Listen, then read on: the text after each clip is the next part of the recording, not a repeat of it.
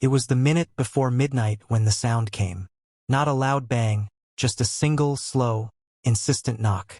Ethan Hart was in the kitchen, staring at the stack of bills, feeling the usual midnight weight on his chest. His 9-year-old daughter, Lily, was finally asleep upstairs. No one ever knocked at this hour. Not in this quiet, forgotten corner of Ohio. He walked to the door. When he looked through the peephole, his breath caught.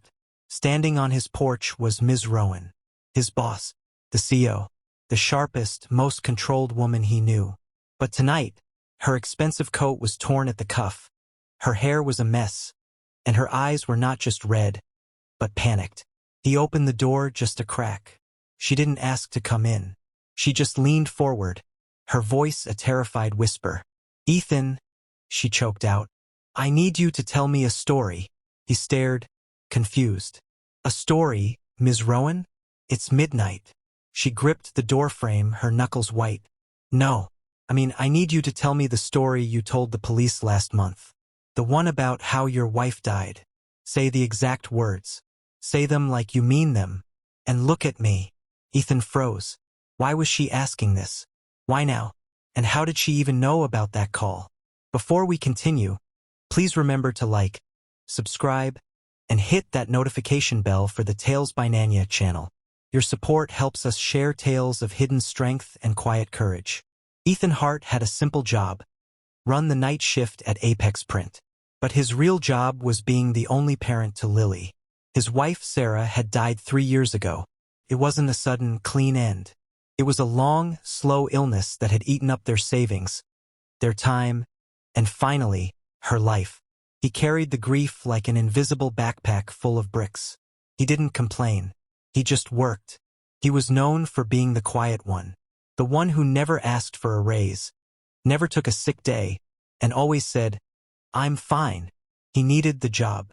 Lily was his world. She didn't see the cracked sidewalk or the squeaky furnace. She saw her dad, the strongest man alive. At work, Ms. Rowan was a machine. She was famous for never showing weakness, never making mistakes. Her office was glass. Her decisions were cold and perfect. But 2 weeks ago, she had done something strange. She'd caught Ethan wiping down a press. She hadn't talked about work. She had only looked at him. "Ethan," she said, her voice flat, "you never look up." "Why?" "I'm busy, Ms. Rowan," he replied.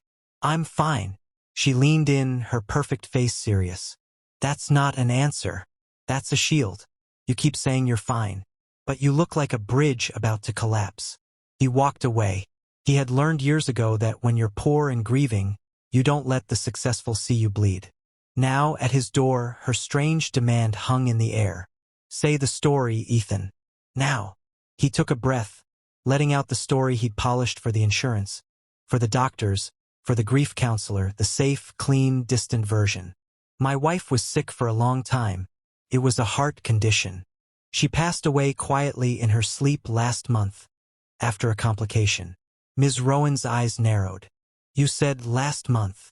Sarah died 3 years ago, and you look like you're reading a script." She pushed past him and stepped inside. She sank into a kitchen chair. "The truth, Ethan. The real story. Look at me and tell me what you haven't told anyone." The air went out of him. The weight of the bricks became too much. He sat down, not because she was his boss, but because his legs wouldn't hold him. He told her the truth. Sarah didn't die quietly. She had woken up in the middle of the night, gasping, alone, while he was working the night shift. He hadn't been there. He hadn't heard her last breath. He carried the guilt of choosing work over being home. He wasn't fine. He was broken. When he finished, his voice raw, Ms. Rowan didn't offer sympathy. She leaned across the table. "Thank you," she said, her voice low. "You just helped me." She explained why she was there. Not for him, but for her own secret. That evening, the police had called her. Her estranged brother, whom she hadn't spoken to in a decade, had died suddenly. She was the next of kin. She was being questioned about his final hours. "I was answering the detective," she whispered, tears finally falling. "And I realized I was giving them the same polished lie you just gave me. The version that makes me look strong and uncaring. I was giving them the story I thought they needed to hear. Not the truth. She looked up at Ethan, the powerful CEO, now just a woman in pain. I left the precinct. Couldn't lie anymore. I drove here because you're the only person I know who is clearly drowning but still standing. I needed to hear how you let go of your perfect, clean story. I needed to know how it feels to finally say, I'm not fine. They sat there until dawn. Two people who were supposed to be boss and employee. Now, just two people who realized they had been using silence as a weapon against their own hearts. When Lily tiptoed into the kitchen, rubbing her eyes, she stopped. She saw the tear-stained face of Ms. Rowan and the exhausted, but somehow lighter face of her dad. Lily didn't ask what was wrong. She just walked to Ms. Rowan, held out a crayon drawing of a smiling sun, and said simply, You need this more than I do. Ms. Rowan looked at the drawing. A small, perfect sun. And she cried again, but this time, the tears were different. They weren't from panic. They were from relief. Over the next few weeks, things changed.